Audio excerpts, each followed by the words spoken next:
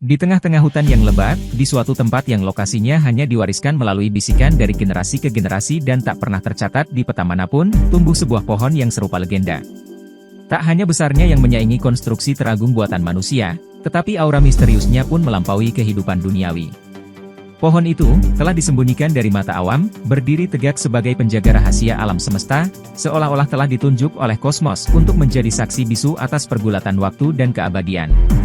Pohon itu tidak sekadar menjadi pusat dunia, tetapi juga simbol dari keberlanjutan, penghubung antara bumi dan langit, antara manusia dan ketuhanan. Secara umum, pohon merupakan makhluk hidup terbesar di bumi, yang juga mewujudkan misteri kehidupan tentang asal, pertumbuhan, dan kematian. Awalnya berkembang dari benih kecil, tumbuh tanpa makanan yang jelas, tumbuh bercabang ketika dipotong, sekarat di musim dingin dan musim semi.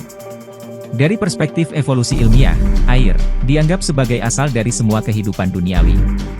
Namun bayangkan sebuah pohon, akarnya tenggelam jauh di dalam bumi, diresapi dengan ujung daun dengan memberi hidup air, darah dewa, dan esensi dari penciptaan.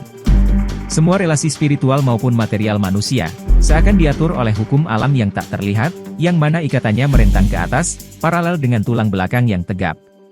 Pohon yang menjulang, dan gunung yang megah. Keduanya menggambarkan secara intuitif gagasan tentang penjangkauan vertikal yang merefleksikan sumbu mundi ilahi, sebuah konsep yang menunjukkan hubungan sakral antara langit dan bumi, mencerminkan koneksi ilahi yang mendalam. Inilah pohon yang diakui oleh semua agama dan kebudayaan, namun, lokasinya selalu disembunyikan.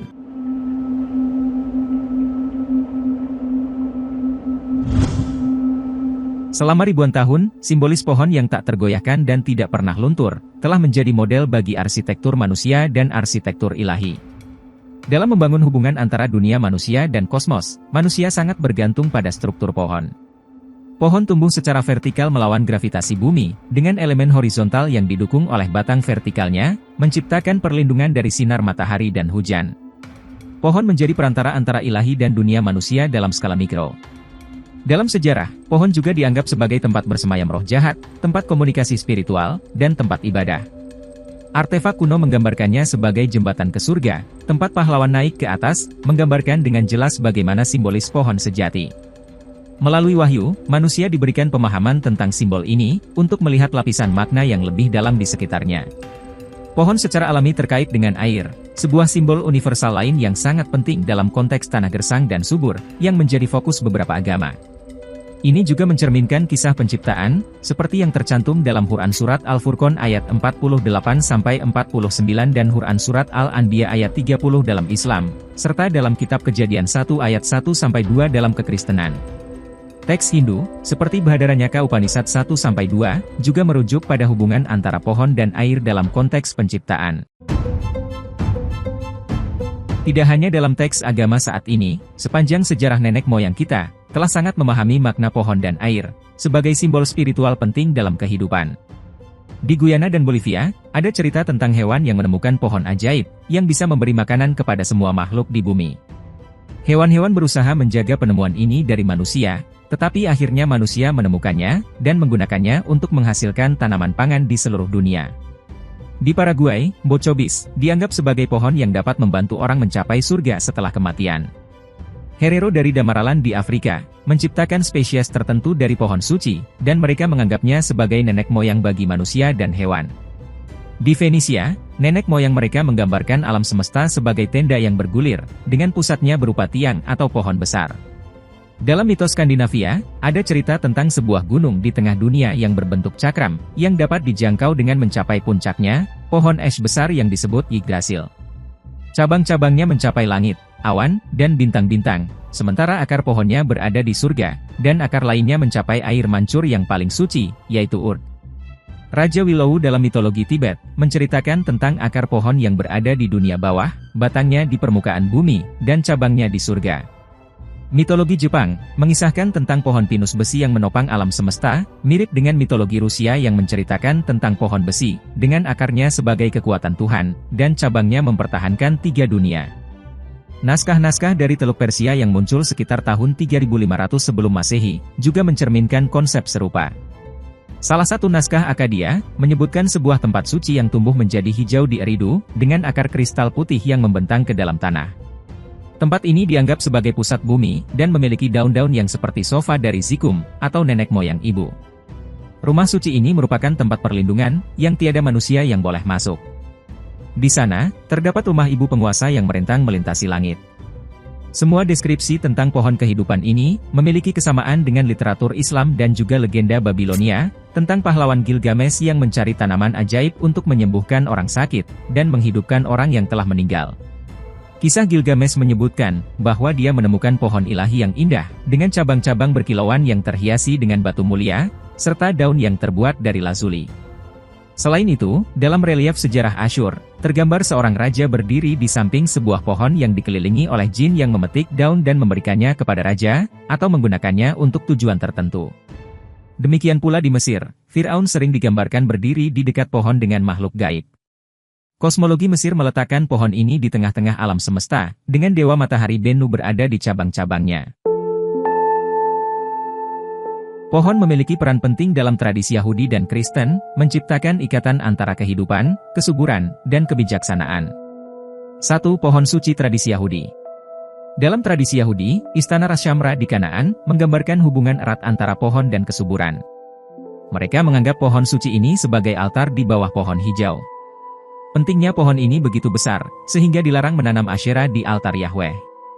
Meskipun ada kutukan terhadap pohon suci ini dalam tradisi Ibrani, pohon ini tetap berdiri di tengah-tengah surga mereka. Bahkan ada cerita menarik, bahwa Raja Daud, dalam serangannya terhadap orang Filistin, menerima kabar melalui suara gemerisik di puncak pohon. 2. Sepirot dalam Yudaisme. Konsep Etz Chaim, atau pohon kehidupan, adalah simbol penting dalam Yudaisme. Penjelasan tentang Etz Chaim dapat ditemukan dalam kitab Amsal, dan bahasa kiasannya juga disebutkan dalam Taurat. Istilah Etz Chaim sering digunakan untuk merujuk kepada yeshiva dan sinagog. Simbol ini menggambarkan tiang kayu perkamen dalam gulungan kitab Taurat. Dalam kitab Amsal, simbolisme pohon kehidupan dikaitkan dengan kebijaksanaan, yang digambarkan sebagai pohon kehidupan bagi mereka yang berpegang padanya.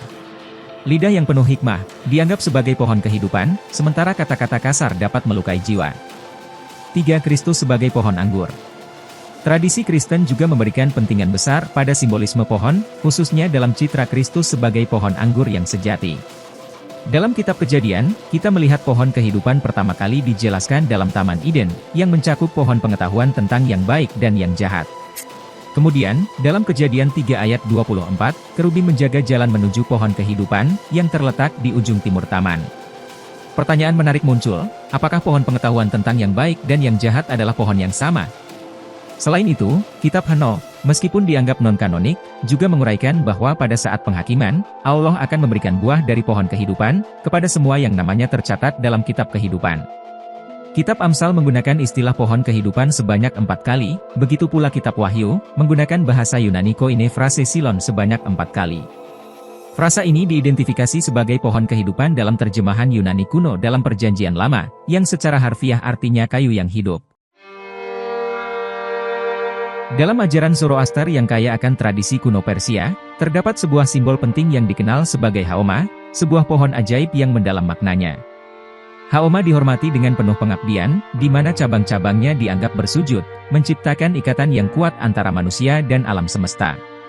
Menurut ayat-ayat Zend Avesta, Haoma adalah pohon ilahi yang bersinar cemerlang dengan bintang-bintang, ditempatkan di puncak gunung oleh Ormas. Dalam konteks Mithraisme, simbolisme pohon ganda memiliki peran yang signifikan, mewakili kutub alam semesta. Dua pohon dengan warna yang berbeda, tumbuh di sisi kubah yang berlawanan, salah satu pohon penuh dengan daun yang melambangkan kehidupan, sedangkan yang lainnya dalam keadaan mati, mencerminkan siklus alam semesta. Cabang-cabangnya juga menampung matahari dan bulan, menunjukkan hubungan erat antara benda langit dan bumi. Dalam mitos Mithraisme, kehidupan berasal dari pohon ini, dan pohon ini digambarkan berbicara dengan kepala muncul dari cabangnya, sebuah elemen yang juga tercatat dalam puisi Persia, yang merujuk padanya sebagai pohon wakwat. Dengan demikian, pohon Haoma dan pohon ganda dalam Mithraisme, menghidupkan simbolisme yang mendalam dalam ajaran Zoroaster, menghubungkan manusia dengan dunia alam dan spiritual. Simbolisme pohon dalam literatur Hindu dan Buddhis, memiliki kedalaman yang menginspirasi dalam spiritualitas kedua tradisi ini. Salah satu pohon yang paling dihormati, adalah Akshayavata, yang berdiri megah di tepi sungai Yamuna, di halaman benteng Allahabad. Dalam kitab suci, sifat kekal dan ilahi pohon ini menjadi cerita yang penuh makna. Ketika seluruh bumi tenggelam dalam siklus penghancuran penciptaan, Akshayavata tetap tak terpengaruh, menjadi tempat beristirahat bagi bayi Krishna, saat tanah tak lagi terlihat. Disinilah, Resi Markandeya menerima visi Tuhan, Buddha bermeditasi selamanya, dan pohon Bodhi di Gaya, dianggap sebagai manifestasi pohon ini. Pohon Bodhi, juga dikenal sebagai pohon Bo, memiliki makna mendalam dalam tradisi Buddhis. Itu adalah pipal, atau Ficus religiosa, tempat Buddha mencapai pencerahan di Bodh Gaya, India. Pipal juga tumbuh di Anuradhapura, Sri Lanka, dan dikisahkan ini adalah hasil pemotongan pohon Bo, yang dikirim oleh Raja Ashoka pada abad ketiga sebelum Masehi. Di Tibet, ada cerita yang menyebutkan bahwa saat Buddha pergi ke Danau Manasarovar bersama 500 biksu, dia mengambil energi Prayagara, dan menanam benih pohon beringin yang kekal di dekat Gunung Kailas, yang dikenal sebagai Istana Buddha. Dalam naskah dan teks Buddhis, pohon Bodhi menjadi simbol penting. Setelah mencapai pencerahan, Buddha menghabiskan waktu selama 7 minggu bermeditasi di 7 tempat yang berbeda, termasuk di bawah simbolis teratai, dan di dekat pohon Bodhi itu sendiri. Minggu ke-6 setelah pencerahan, Sang Buddha bahkan bermeditasi di kaki pohon Muchalinda. Semua ini menunjukkan betapa pentingnya simbolisme pohon dalam perjalanan spiritual Hindu dan Buddhis. Meskipun simbol pohon hanya memiliki peran kecil dalam Al-Quran itu sendiri, dalam konteks spiritual, seni, dan arsitektur Islam, simbol ini telah menjadi salah satu yang paling penting. Salah satu contohnya adalah Syajarot al-Tuba, atau pohon belis, meskipun namanya tidak secara eksplisit disebutkan dalam Al-Quran. Namun, beberapa pohon memiliki makna spiritual yang berbeda-beda, yang dijelaskan dalam hadits dan oleh tokoh-tokoh mistik Islam. Mereka telah mengintegrasikan berbagai pohon menjadi simbol yang konsisten. Contoh yang sangat terkenal, adalah perumpamaan dalam Al-Quran yang menyatakan, tidakkah kamu perhatikan bagaimana Allah telah membuat perumpamaan kalimat yang baik seperti pohon yang baik.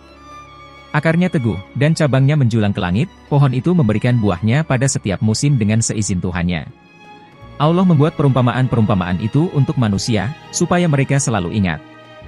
Selain itu, ada juga konsep Shirotol Mustaqim, yang merujuk pada jalan yang lurus, atau jalan bagi orang yang jujur, seperti yang disebutkan dalam surat Al-Fatihah. Imam Ghazali menganggapnya sebagai ekspresi yang menghubungkan dunia fisik dengan dunia spiritual. Ini menunjukkan bahwa ada hubungan antara dua dunia ini, meskipun secara fisik berbeda. Rahmat ilahi memberi kita kesempatan untuk terhubung dengan dunia alam surgawi di dunia nyata. Dalam Al-Quran, pohon juga memiliki makna berbeda, seperti pohon zakum yang terkait dengan iblis di neraka, pohon bidara yang terletak di batas terluar, dan pohon pengetahuan yang terlarang di taman surga.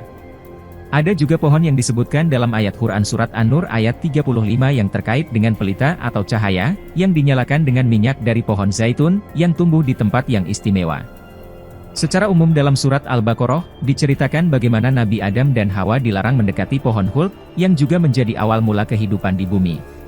Pohon kehidupan juga memiliki peran penting dalam literatur seni dan budaya Islam, terutama dalam sastra Timur Tengah. Al-Quran mencatat adanya satu pohon terlarang di Taman Surga, yang oleh iblis disebut pohon keabadian. Namun dalam literatur hadis, pohon keabadian lebih sering diidentifikasi dengan pohon bidara, yang berada di ujung batas Sidratul Muntaha, dan kemudian disebut pohon belis. Pohon pengetahuan, yang sering disebut sebagai pohon ilmu, tidak disebutkan secara eksplisit dalam Al-Quran atau hadis. Namun dalam konteks mistik, sastra, dan filsafat, terdapat diskusi tentang pohon pengetahuan dan pohon keabadian. Sebagai contoh, Jalaluddin Rumi menganggap keduanya serupa, dan mengaitkannya dengan sifat-sifat pohon dunia.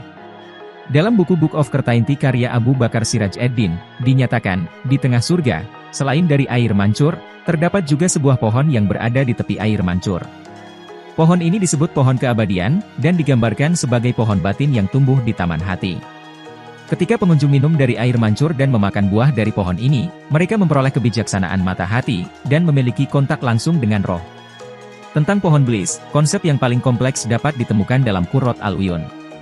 Abu Alaid As-Samarkandi merincikan salah satu hadits Miraj yang jelas, dan model pohon ini juga pernah diungkap oleh Ibnu Arabi mengenai surga dalam Futuhat Al-Makkiyah. Ia menjelaskan, Nabi bersabda, di surga terdapat pohon belis, yang akarnya berada di tempat tinggalku, dan cabangnya melindungi seluruh rumah-rumah surga. Tidak ada satupun rumah atau tempat tinggal, yang tidak memiliki salah satu cabang dari pohon ini. Setiap cabang memiliki berbagai jenis buah yang pernah ada di dunia. Seluruh bunga yang ada di dunia, juga ada di cabang-cabang pohon ini, tetapi dalam jumlah yang lebih berlimpah dan lebih indah daripada bunga-bunga dunia. Pohon Bliss ini berbuah anggur, setiap cabangnya lebih panjang dari perjalanan 1 bulan, dan buah anggurnya sebesar kulit air yang membengkak. Setiap orang yang diberkati, memiliki cabang pohon ini dengan nama mereka tertulis di atasnya. Sebaliknya, kosmologi Ibnu Arabi, menggambarkan alam semesta sebagai rangkaian bola konsentris yang dimulai dari bumi, lalu berlanjut dengan bola air, udara, ether, bulan, Merkurius, Venus, matahari, Mars, Jupiter, Saturnus, dan bintang.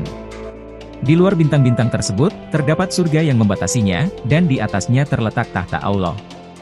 Pohon kehidupan dan pohon Bliss dalam konsep Ibnu Arabi, tumbuh secara terbalik, di mana akarnya terletak pada kursi Allah, batangnya mencakup semua 7 surga, dan cabang-cabangnya menembus setiap rumah individu yang diberkati. Seorang yang cerdas, akan melihat ke atas untuk melihat pohon tersebut, tetapi seorang yang bijaksana, akan melihat pohon dengan pola dasar yang terbalik, seolah-olah dia berada di pusat alam semesta.